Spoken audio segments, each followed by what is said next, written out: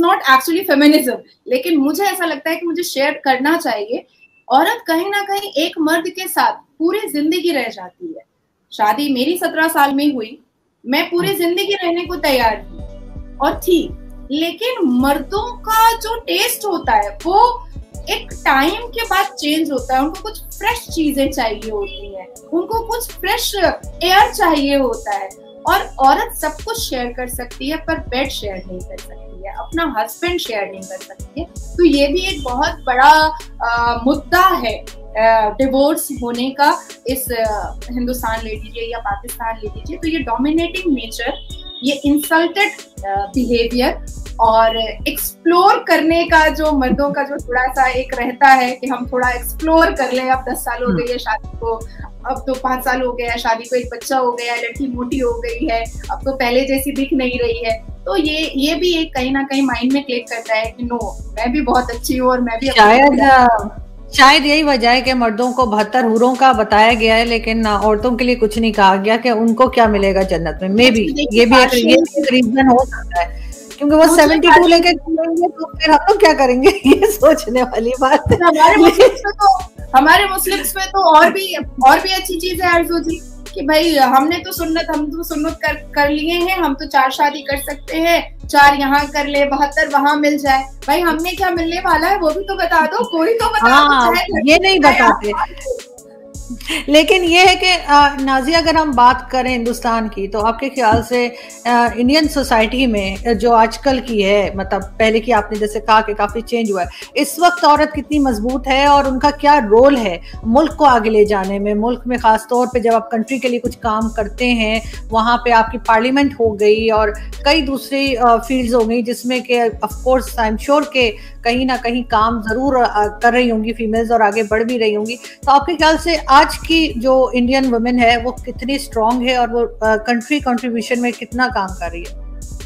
देखिए, आज वुमेन्स को 2010 के बाद से मैं कहूँगी कि 2010 तक हिंदुस्तान बिल्कुल मतलब सुस्त और काहिल होकर चल रहा था और औरतों को आगे लाने की कोई भी योजनाएं या कोई कुछ भी ऐसा वर्क नहीं हो रहा था। हमारे हिंदुस्तान में आज औरतें अपने आप को सेल्फ कॉन्फिडेंस से लेकर के चल रही हैं।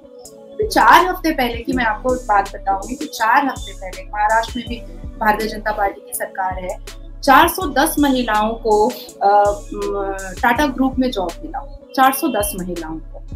तो हर एक सेक्टर में, हर एक कंसर्न डिपार्टमेंट में, हर एक जगह पर औरतों को एक महत्वपूर्ण, एक इम्पॉर्टेंट रोल दिया जा रहा है, चाहे वो पार्लियामेंट के अंदर हो।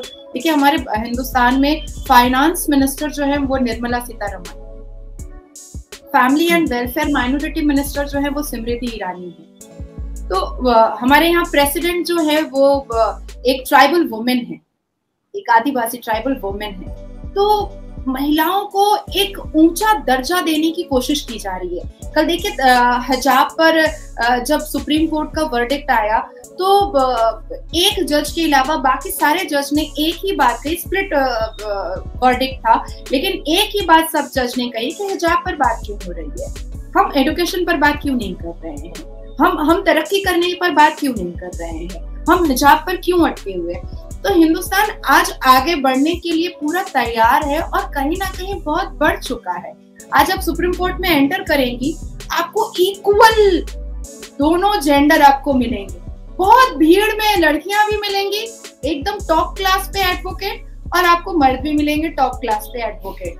आप किसी गवर्नमेंट कंसर्न डिपार्टमेंट में जाइएगा, हर एक बेंच पर अगर आपको 2 मर्द मिलेंगे तो 2 औरतें भी मिल जाएंगी। अगर आप यहाँ मतलब हर एक जगह पर आई कैन से कि ईच एंड एवरी प्लेसेस। अभी मुझे ऐसा लगता है कि कहीं ना कहीं ग्लैमर और स्पोर्ट्स में थोड़ी सी कमी आ रही है, पर जिस तरह से अनुराग जी काम कर रहे हैं या स्पोर्ट्स मिनिस्टर जिस तरह से स्पोर्ट्स पर काम कर रहे हैं, जो स्पोर्ट्स मिनिस्टर हैं भारत के, उन्होंने काफी फोकस किया है कि हमने महिलाओं को भी इसमें उतारना है और उनको भी आगे लेकर आना है। जो महिलाएं चांद पर जा सकती हैं हिंदुस्तान में, तो फुटबॉल क्यों नहीं खेल सकती हैं और क्रिकेट क्यों नहीं खेल सकती हैं। आज देखिए, हिंदुस्तान में जितने भी नेटफ्लिक्स पे सीरीज आते हैं या जितनी भी मूवीज बनती हैं वो सब्जेक्टिव मूवीज बनती हैं। वो वुमेन एम्पावरमेंट को दिखाते हुए मूवीज बनती हैं, वुमेन को स्ट्रॉन्ग करने के लिए मूवीज बनती हैं। 2-3 कैरेक्टर्स, जो भी सब्जेक्ट होता है उसमें 2-3 कैरेक्टर मुस्लिम का भी होता है, जिसमें बहुत ब्रॉड दिखाया जाता है, बहुत स्मार्ट दिखाया जाता है, बहुत सेल्फ कॉन्फिडेंट लड़की को दिखाया जाता है। तो ये सारी चीजें एक मैसेज है कि कोई भी कास्ट और क्रीड की महिलाएं जो है वो अपने आप को कमतर ना समझें। आप इन चीजों को देख। हेलो एवरीवन, हमारे चैनल पे आप सबका स्वागत है। अगर आपने अभी तक हमारे चैनल को सब्सक्राइब नहीं किया है, जल्दी से कर दीजिए।